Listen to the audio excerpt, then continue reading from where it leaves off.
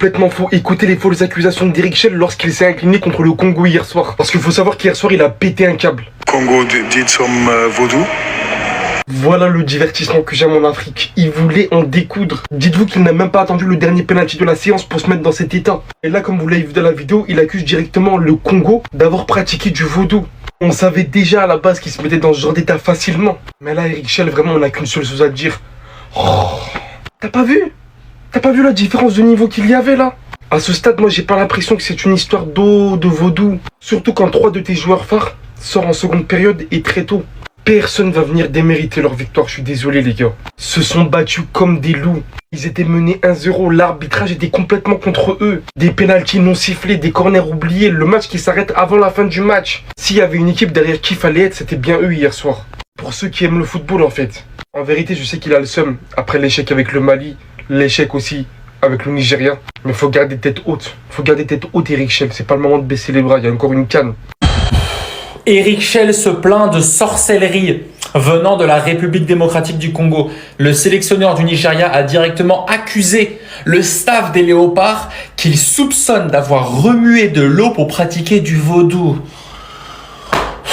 Chef, tu peux pas juste accepter la défaite? Moi, j'ai pas vu d'eau. J'ai vu un bus de la 10e minute à la 120e. Pas être un mauvais perdant à ce point-là. Il a sorti la dernière carte.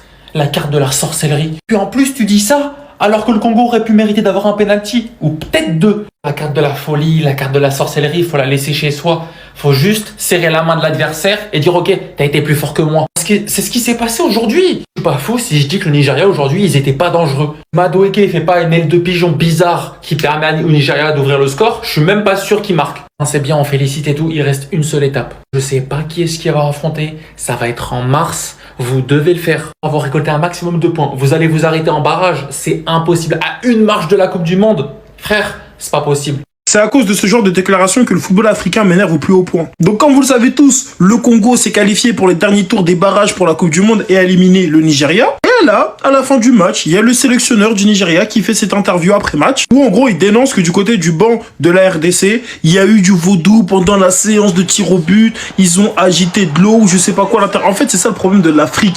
On perd, c'est directement là-bas. On perd, c'est directement le vaudou, la sorcellerie. Les gars, c'est bon. En fait, ils parlent comme si le Nigeria n'était pas une équipe malade depuis. En fait, ils parlent comme si le Nigeria avait proposé quelque chose sur le terrain, alors qu'ils ont été gaze. Ils ont mis juste un bus, 150 joueurs dans la surface, tout le match. Et je parle même pas que quand Osimhen était sorti. Ah, quel calvaire. Des joueurs qui sont incapables de tirer des pénaltys, qui font des courses d'élan à la Neymar. Bon, du côté de la RDC aussi, mais eux, ils ont gagné, donc on va rien leur dire. Mais non, directement la sorcellerie, le vaudou, etc. Est-ce que si t'aurais perdu contre l'équipe de France, contre la Belgique, t'aurais sorti la même chose? Je ne pense pas. Ça, c'est du racisme banalisé. En tout cas, le Congo, presque à la Coupe du Monde en espérant que les derniers tours de barrage se passent bien. Mais en tout cas, ils sont passés les barrages africains. Extrêmement content pour le Congo. Chancel Mbemba, la justice de Dieu, il y en a. Merci. Les amis, voici ce qu'a déclaré le sélectionneur du Nigeria après la défaite.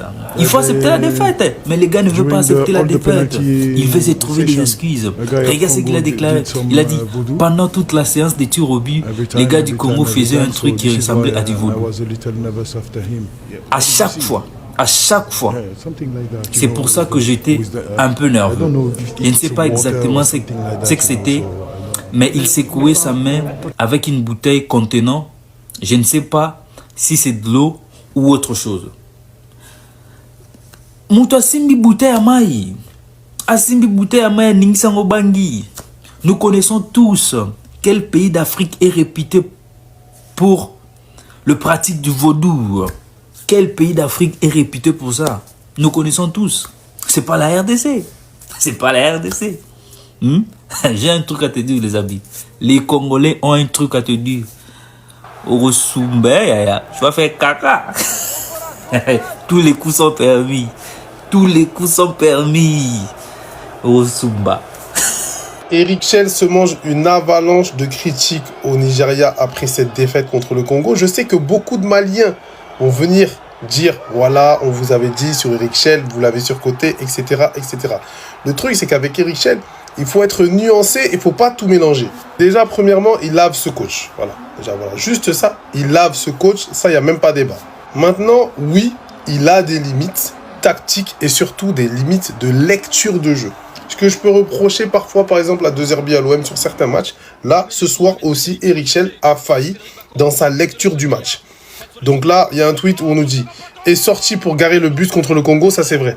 À partir de la deuxième mi-temps, et de toute façon, depuis qu'il a pris les rênes du Nigeria, au niveau du jeu, on n'a pas réussi à voir ce qu'on a vu avec le Mali, mais il a eu moins de temps aussi, ça peut se comprendre. Mais par contre, voilà, la tactique pendant ce match, et tu restes dans ta surface, tu peux ressortir un peu plus et quand même chercher à jouer. Et il sort, à un moment donné, il sort un attaquant pour faire entrer un défenseur à quelques minutes de la fin parce qu'il a peur. Donc tu envoies un message de peur à ton équipe.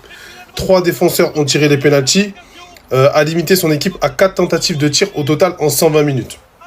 Donc là, c'est vrai que ça fait penser à certains matchs du Mali, surtout sur la fin, où au cours du match, il n'arrive pas à prendre les bonnes décisions pour permettre à son équipe de se remettre dans le match. Après, tout n'est pas à jeter parce qu'avant ce match-là, il était quand même à 7 victoires et 3 nuls en 10 matchs avec le Nigeria depuis qu'il a repris la tête de cette équipe. Il a peut-être aussi besoin de se remettre en question, par contre, sur des matchs un peu chauds comme ça, où il faut prendre les bonnes décisions. Après le Cameroun, c'est au tour du Nigeria de prendre son fumou. Nigeria, maîtrisable, maîtrisable. Et quel maîtrisable. Les gars, c'est aller au tir au but. 4-3 pour le Congo face au Nigeria. Mais j'ai juré. Il n'y avait pas besoin d'aller jusqu'au tir au but. Le Congo, ils méritaient leur qualification bien avant les tirs au but. Ils ont éteint le Nigeria dans tous les domaines. Le Nigeria, ils étaient mauvais, nuls, ils ont rien fait. Je sais même pas comment ils sont arrivés là. Avec ce niveau-là, ils m'ont surpris carrément dans le mauvais sens. Et par contre, à l'inverse, le Congo, waouh, bravo. Dans les années précédentes, j'avais l'impression que le Congo, il y avait toujours beaucoup de stress ou un complexe d'infériorité, je sais pas. Ils avaient toujours peur et ils faisaient pas bien leur taf. Mais ce soir, waouh, ils m'ont convaincu. Ils ont joué avec une maîtrise, une sérénité et une envie que j'ai rarement vu avec eux. Donc la vérité, chapeau, et ils ont vraiment maîtrisé le Nigeria pour le coup, c'est réel. Là, c'est pas qu'un slogan, c'est pas qu'une manière de parler. Ils ont maîtrisé le Nigeria pour de vrai. Et les gars, ce mec-là, Chancel, la justice des dieux. Les gars, ce mec-là, c'est quelqu'un. Son 100e match contre le Cameroun, 100e match avec la sélection, il donne la victoire à la dernière minute. Aujourd'hui, 101e match, il marque le penalty vainqueur, les tirs au but vainqueur. Franchement, Chancel là, je sais même pas pourquoi il a pas une plus grande carrière que ça. Il est vraiment fort. Maintenant les gars, il va rester un match. Ça va être contre une équipe asiatique normalement, je sais pas laquelle, j'ai pas vérifié. Mais ce match-là, il va falloir le jouer avec la même mentalité qu'ils ont joué ce soir contre le Nigeria. Pareil. S'ils jouent avec cette mentalité, cette rigueur, ils passent. Ils vont à la Coupe du Monde aux États-Unis direct. Donc encore une fois, félicitations à tous les Congolais. C'est largement mérité. Chancel Bemba, la justice de Dieu, encore toi. Après le Cameroun, c'est le Nigeria qui tombe face au Congo. Incroyable, félicitations à mes Congolais. Le rêve de la Coupe du Monde est encore autorisé. Trop fier de mes Congolais, trop fier, c'est mérité. En plus, le Nigeria, c'était dégueulasse, c'est mérité. Et maintenant, le plus dur reste à faire. Le pire, c'est qu'on s'est dit en éliminant le Cameroun, en éliminant le Nigeria, c'est le plus dur. Il reste encore le tournoi intercontinental. Le vainqueur disputera en effet les playoffs interconfédération.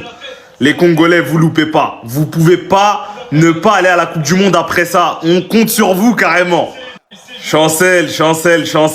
Vraiment les gars, remerciez-le. C'est lui contre le Cameroun. C'est lui contre le Nigeria. Dernier penalty. Sans froid, vraiment le capitaine. À l'image du Congo, le capitaine, c'est dans la tête. Non, félicitations. Vraiment bravo. Eric, coming towards the end of the game, I could see that you were a bit frustrated with maybe some of the DR Congo staff members. Could you give us an update on what happened there? During all the penalty decision, a guy of Congo did some voodoo. Every time. So this is why I was a little nervous after him. Yeah. What did you see? Yeah, something like that, with the I don't know if it's a water or something like that, so I don't. Quel est votre message au